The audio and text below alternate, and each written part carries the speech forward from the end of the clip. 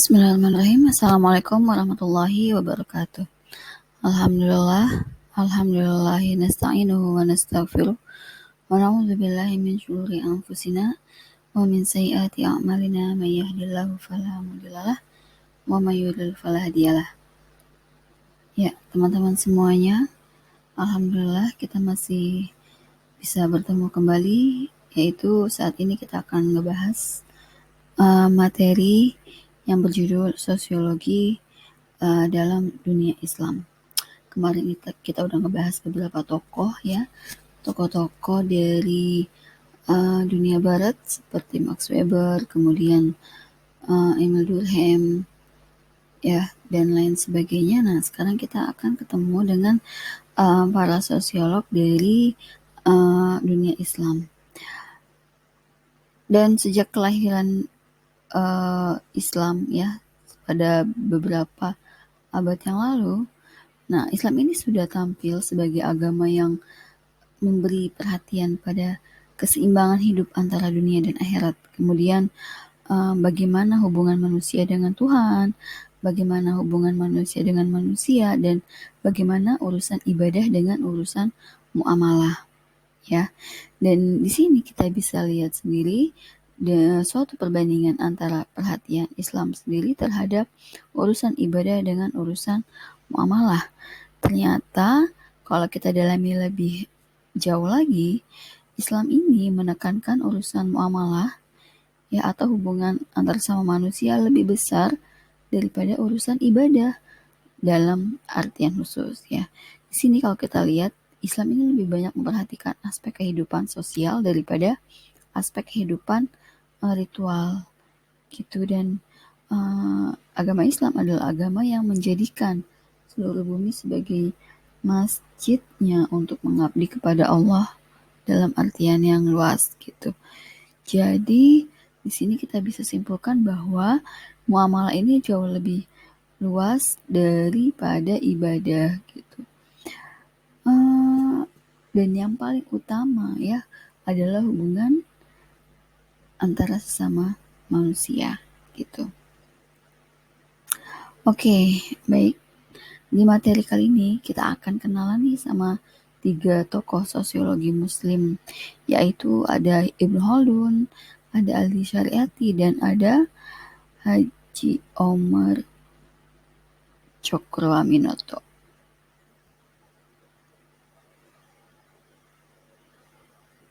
Maaf, Haji Omar Said Cokroaminoto, atau kadang bisa kita singkat menjadi host Cokroaminoto.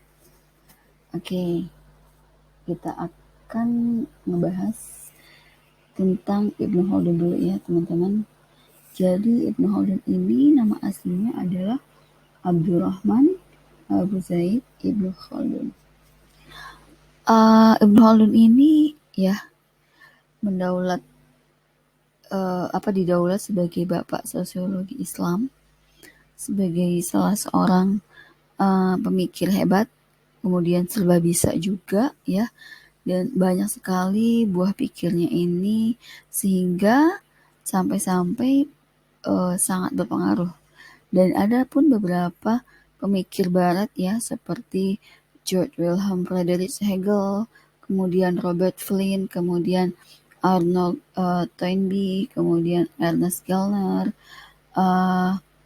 Franz Rosenthal, dan Arthur Lever ini mengagumi pemikiran dari Ibnu Khaldun gitu.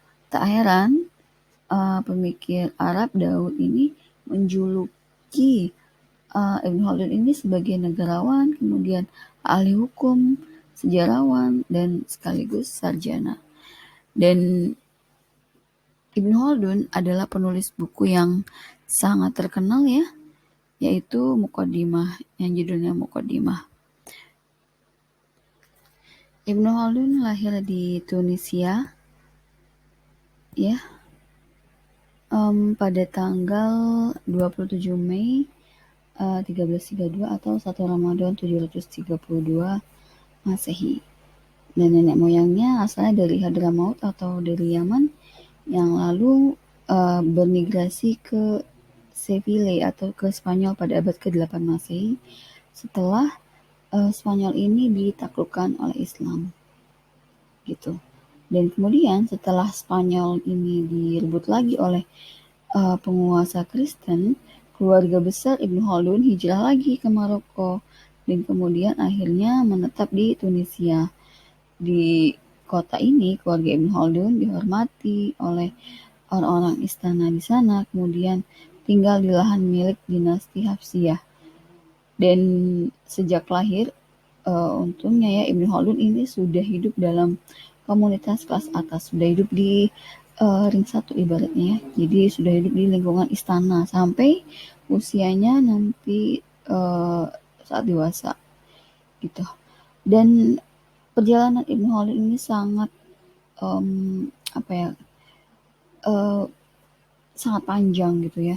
Jadi Ibnu Khaldun ini hidup pada masa peradaban Islam, ada di ambang degradasi, ada di masa disintegrasi. Saat itu Khalifah Abbasiyah di awal keruntuhan setelah adanya penjarahan, pembakaran dan penghancuran Baghdad, kemudian wilayah sekitarnya gitu oleh bangsa Mongol pada tahun 1258 sekitar 75 tahun sebelum kelahiran Ibnu Khaldun. Nah, dari situ Ibnu Khaldun melihat ya beberapa kehancuran-kehancuran atau keruntuhan kekhalifahan kayak gitu. Guru pertama Ibnu Khaldun adalah ayahnya sendiri karena sejak kecil Ibnu Khaldun ini sudah menghafal Quran, kemudian menguasai ilmu tajwid. Selain itu juga Ibnu Khaldun belajar agama juga, kemudian fisika hingga matematika dari sejumlah ulama Andalusia yang hijrah ke Tunisia pada saat itu. Dan Ibnu Khaldun selalu mendapatkan nilai yang memuaskan dalam semua mata pelajaran, dalam semua ilmu gitu. Kemudian studinya Ibnu Khaldun ini terhenti pada 749 Hijriah. Pada saat itu Ibnu Khaldun berusia 17 tahun gitu dan bertepatan dengan Tunisia ini diserang wabah penyakit pes ya, yang mana menelan sangat banyak korban, yaitu sekitar ribuan korban ya, dan sampai terkenal peristiwa itu dengan sebutan Black Death. Dan sehingga pada saat itu para ulama dan penguasa hijrah ke Maghrib atau ke Maroko gitu, dan keluarganya dikabarkan pada saat itu juga meninggal dunia. Ayahnya, ibunya itu meninggal karena penyakit pes ini. Dan Ahmad Syafi'i Ma'arif dalam bukunya Ibnu Khaldun dalam pandangan penulis Barat dan Timur ini memaparkan bahwa di usia Ibnu Khaldun yang masih muda ini Ibnu Khaldun sudah menguasai berbagai ilmu-ilmu Islam klasik seperti filsafat, tasawuf, dan metafisika gitu. Selain itu Ibnu Khaldun juga menguasai ilmu politik, sejarah, ekonomi, serta geografi dan juga hukum. Kemudian Ibnu Khaldun juga menganut mazhab Maliki gitu. Dan karena sejak muda Ibnu Khaldun sudah terbiasa berhadapan dengan berbagai intrik politik, pada masa itu kebetulan Afrika Utara dan Andalusia ini sedang diguncang peperangan ya. Dinasti-dinasti kecil ini saling bersaing untuk memperebutkan kekuasaan gitu. Saling menghancurkan, saling menjatuhkan gitu. Tak heran juga makanya pada saat itu Ibnu Khaldun sudah terbiasa mampu mengamati fenomena-fenomena persaingan di antara dinasti-dinasti atau pemimpin-pemimpin pada saat itu.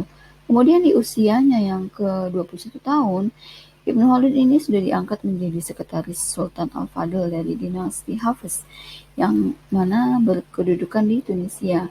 Dan 2 tahun kemudian Ibnu Khaldun berhenti karena penguasa yang didukung oleh Ibnu Khaldun ini kalah dalam sebuah pertempuran. Kemudian Ibnu Khaldun hijrah ke Baskara, sebuah kota di Maghrib Tengah atau di Aljazair saat ini. Dan di sini perjalanan Ibnu Khaldun sebagai ahli politik dekat dengan orang-orang istana, kemudian pernah menjadi sekretaris sultan, kemudian menjadi anggota Majelis Ilmu Pengetahuan, serta dia pernah memegang beberapa jabatan strategis lainnya, ya. Kemudian setelah perjalanan politiknya yang sangat panjang itu, akhirnya Ibnu Khaldun mungkin sudah capek ya, dan Ibnu Khaldun memutuskan untuk tidak berpolitik lagi. Kemudian dia menyepi di Qolat Ibnu Salamah dan menetap di tempat itu sampai tahun 780 Hijriah. Dan di dalam masa menyepinya itulah Ibnu Khaldun ini mengarang sejumlah kitab yang sangat monumental. Kajian monumental dari Ibnu Khaldun adalah kitab Al-Ibar wa Diwan Al-Mubtada wal Al-Khabar fi Ayam Al-Arab wal Ajam wal Barbar. Jadi artinya yaitu buku perihal contoh-contoh dan kumpulan sejarah asal-usul bangsa Arab dan Barbar. Dan ini adalah sebuah karya yang sangat monumental ya, tentang sejarah bangsa Arab dan bangsa Barbar, dan ada beberapa jilid bukunya. Dan adapun bukunya Muqaddimah ini adalah sebenarnya sebuah pendahuluan bagi Al-Ibar ini gitu. Jadi di dalam Muqaddimah ini Ibnu Khaldun memberikan nama khusus pada ilmu-ilmu tentang kemasyarakatan, ya. Dan akhirnya karena pemikiran Ibnu Khaldun yang sangat mendalam, kemudian orisinil, kemudian melampaui zamannya pada saat itu, oleh sebab itu karya Ibnu Khaldun banyak dirujuk oleh para sarjana barat. Kemudian Ibnu Khaldun juga dianggap sebagai salah satu peletak dasar-dasar ilmu sosial modern. Ya, dan Ibnu Khaldun akhirnya meninggal dunia pada usia 74 tahun pada tanggal 26 Ramadan 808 Hijriah. Kemudian dimakamkan di pemakaman Sufi di luar Babel Nasar, yaitu di Kairo, Mesir. Oke, teman-teman, kita akan melanjut tentang tokoh selanjutnya, yaitu Ali Syariati. Ya, Ali Syariati ini lahir pada tanggal 24 November 1933 di Desa Kahak, Mazinan, Khurasan, sebelah timur Laut Khurasan di Persia atau Iran. Ayahnya Ali Syariati adalah seorang guru, yang mana pada tahun 1947 dia mendirikan pusat penyebaran kebenaran Islam. Kemudian akhirnya mencetuskan gerakan pengambil alihan semua kilang minyak yang dikelola pihak asing di Iran pada 1950.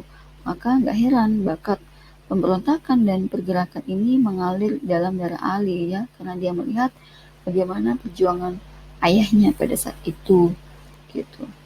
Kemudian Ali Syariati menyelesaikan pendidikan dasar hingga tinggi di Masdad, dan saat itu pada masa sekolahnya ini Ali Syariati berkenalan dengan para pemuda miskin.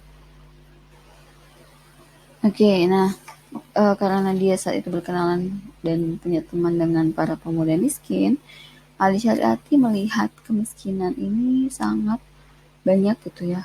Kemiskinan ini angkanya tinggi di negaranya, padahal gimana kok bisa sih banyak orang miskin, padahal negaranya adalah penghasil minyak, kaya akan minyak gitu. Nah, hal ini sangat mengganggu batin dan pikiran Ali Syariati. Menjadi apa yang menjadi unek-unek dia selama ini gitu kan. Kemudian setelah menyelesaikan sekolah, akhirnya Ali Syariati masuk ke sekolah guru. Saat itu dia makin erat berhubungan dengan berbagai mahasiswa dari semua lapisan masyarakat, dan saat mempelajari falsafah dan politik barat mengenai kesetaraan, jadi dari sini makin mengusik lagi batinnya gitu. Jadi dia heran gitu ya, kenapa rakyatnya menderita, kenapa banyak yang miskin, padahal negaranya adalah negara yang kaya. Ini salahnya di mana? Apakah karena salah pemimpinnya atau karena salah siapa? Seperti itu. Kemudian sejak itu Syariati mulai menulis artikel di surat kabar setempat yang judulnya Khorasan. Isi tulisannya adalah tentang bagaimana mengubah pandangan masyarakat tentang prinsip-prinsip Islam dalam memecahkan masalah kemiskinan dan dengan menggunakan pendekatan sosiologi dan filosofi barat.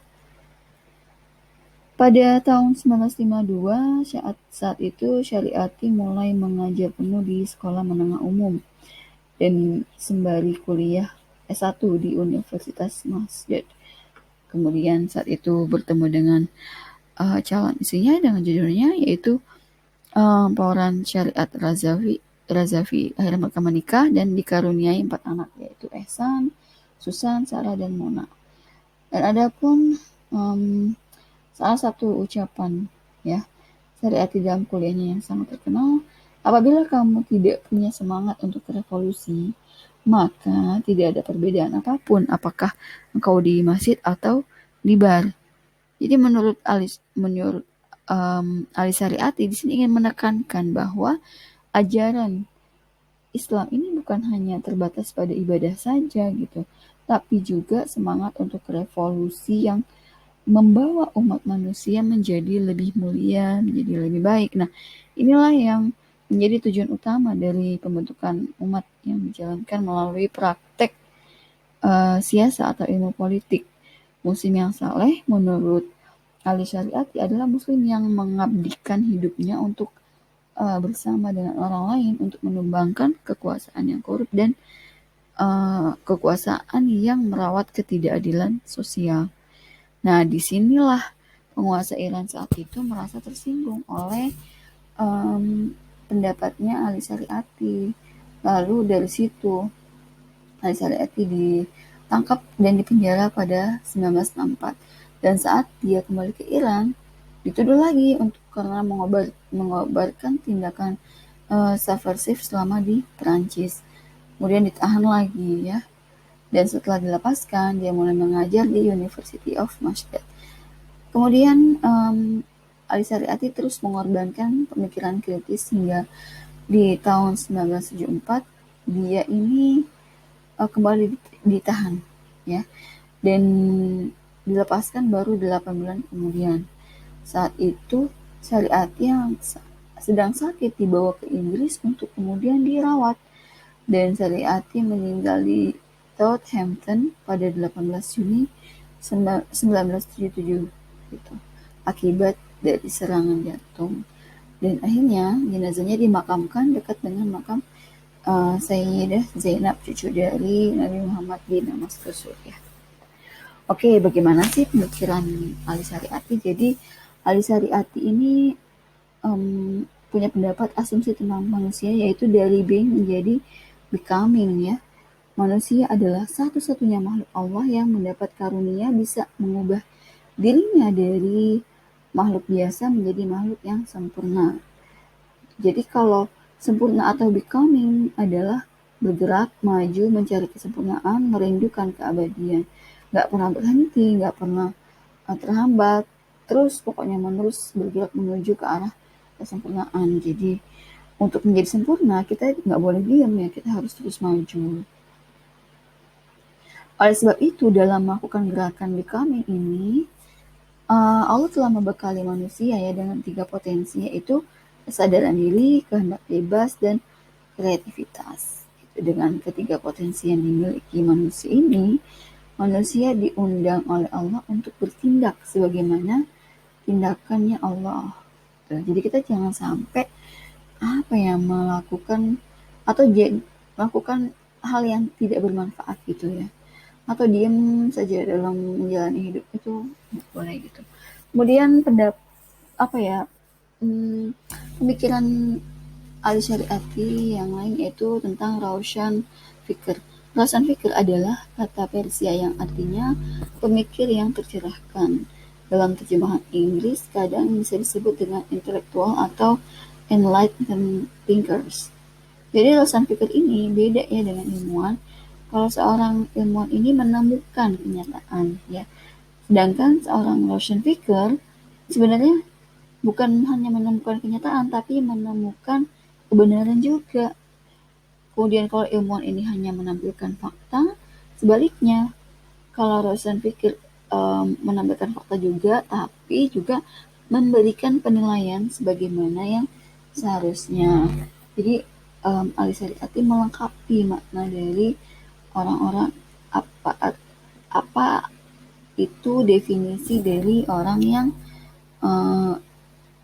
pemikir yang tercerahkan. Itu seperti tadi, bukan hanya menemukan kenyataan, tapi juga menemukan kebenaran dan bukan hanya menampilkan fakta, tapi juga memberikan penilaian sebagaimana yang seharusnya. Sedangkan yang dimaksud dengan tercerahkan adalah yang pertama, orang yang sadar akan keadaan kemanusiaan, ya, pada masanya tentunya. Kemudian sadar akan setting kesejarahan dalam kemasyarakatan,nya gimana kehidupan sejarah di masyarakat dia gitu. Kemudian yang terakhir punya rasa tanggung jawab sosial gitu kepada tetangganya, kepada saudaranya, kepada adik-adiknya seperti itu. Dan adapun tujuan dari Roshan River ini yaitu membangkitkan kesadaran diri dari rakyat jelata, karena hanya kesadaran diri ini yang mampu mengubah rakyat yang statis dan bodoh menjadi satu kekuatan yang dinamis, kemudian yang kreatif, dan lain sebagainya. Oh ya, karya-karya Alicia Ariati yang terkenal yaitu yang pertama Al-Hajj atau Pilgrim, ya. Kemudian yang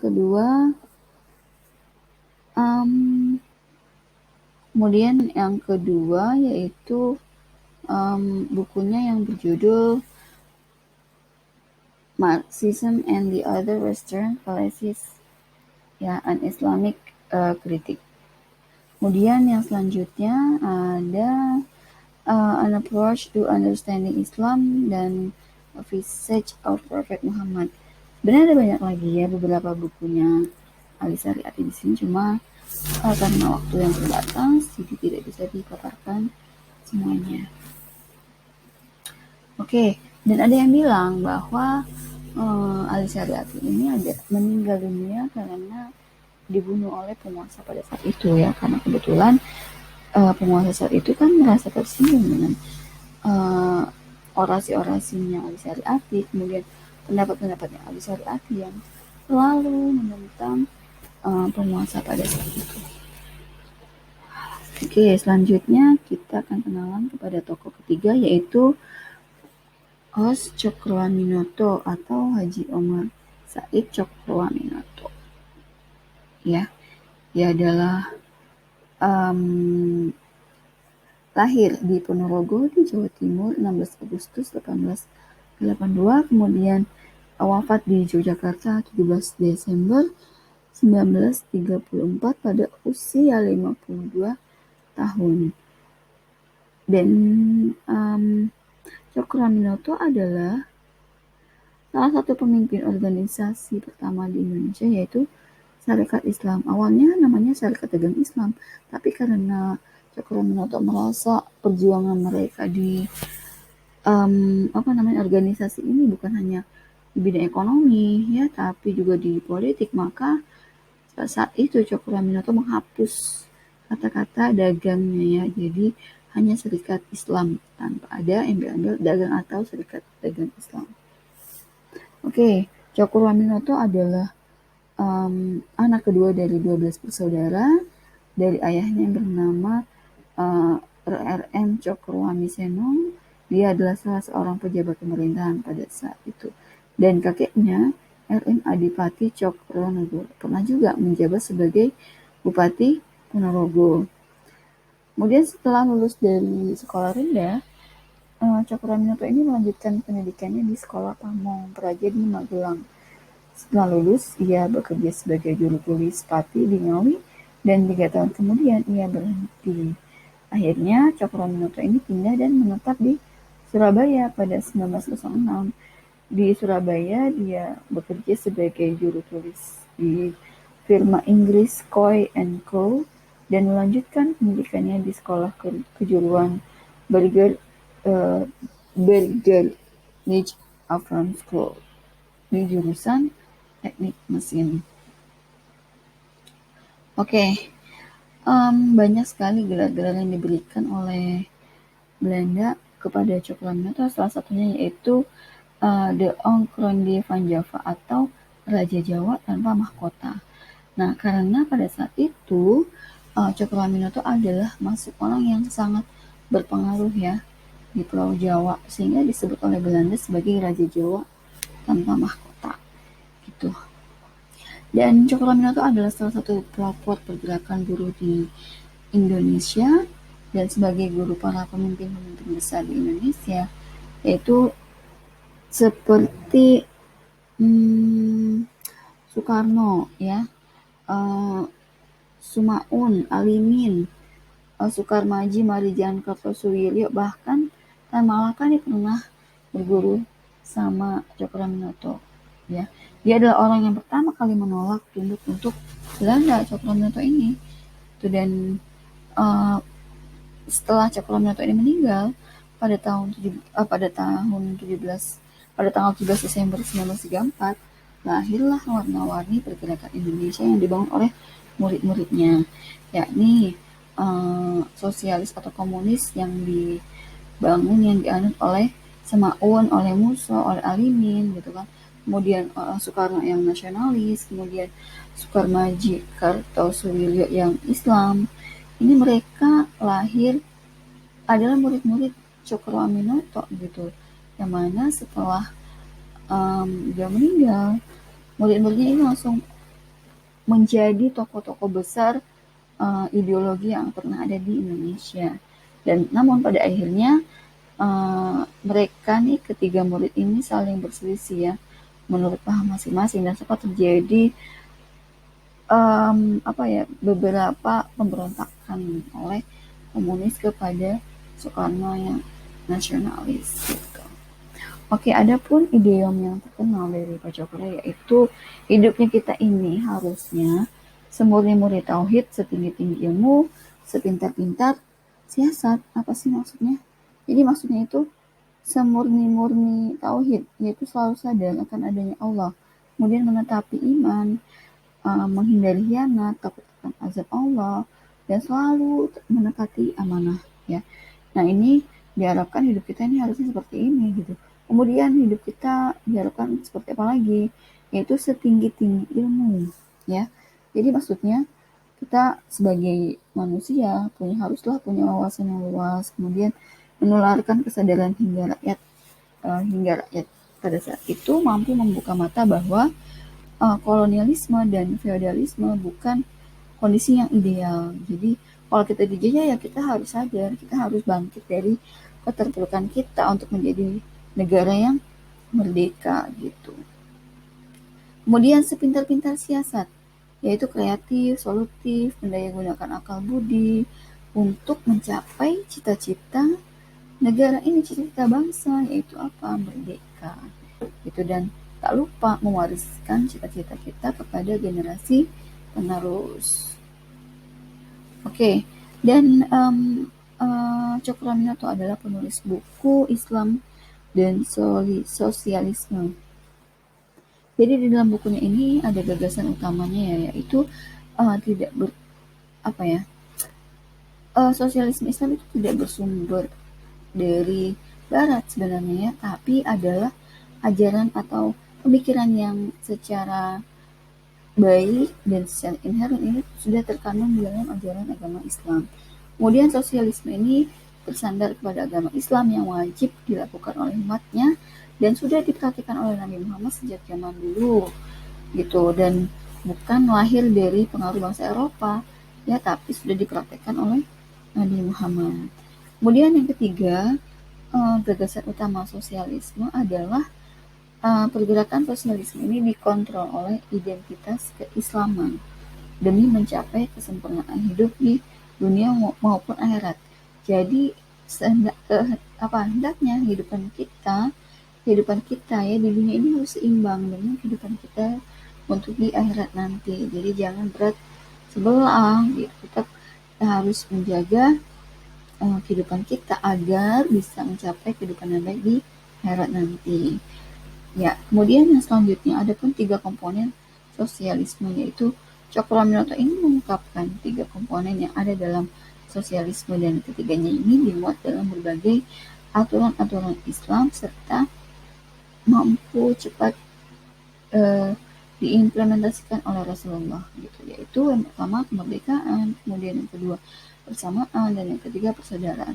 Hal 3 ini sudah Rasul praktikkan pada saat itu ya. Jadi benarlah bahwa pendapat Cokroaminoto bahwa sosialisme itu, kehidupan masyarakat yang adil itu sudah diajarkan terlebih dahulu oleh Al-Quran gitu. Kemudian menurut Cokro, tinjauan ya, jadi tujuan dari sosialisme Islam itu adalah pertama aslama, yaitu artinya tunduk, kemudian salima, maknanya keselamatan, kemudian yang ketiga salmi, maknanya kerukunan atau kedamaian, dan sulami, maknanya tangga ya. Jadi di dalam cara Islam, sosialisme cara Islam ini bertujuan untuk melaksanakan kedamaian dan keselamatan ya, yang mana berdasarkan pada tafsir kata Islam yang punya 4 makna. Jadi orang Islam itu haruslah aslama, menguatkan manusia dengan cara pasrah kepada Tuhan.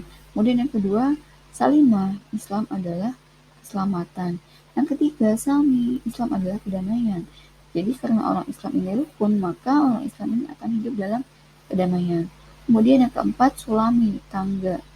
Orang Islam itu pengen banget nih meningkat terus gitu. Lalu apa yang harus ditingkatkan? Yaitu keimanan. Dan dan ada rasanya keinginan di manusia itu untuk selalu lebih baik dari hari-hari sebelumnya ya. Jadi hiduplah dengan lebih baik daripada hari-hari sebelumnya.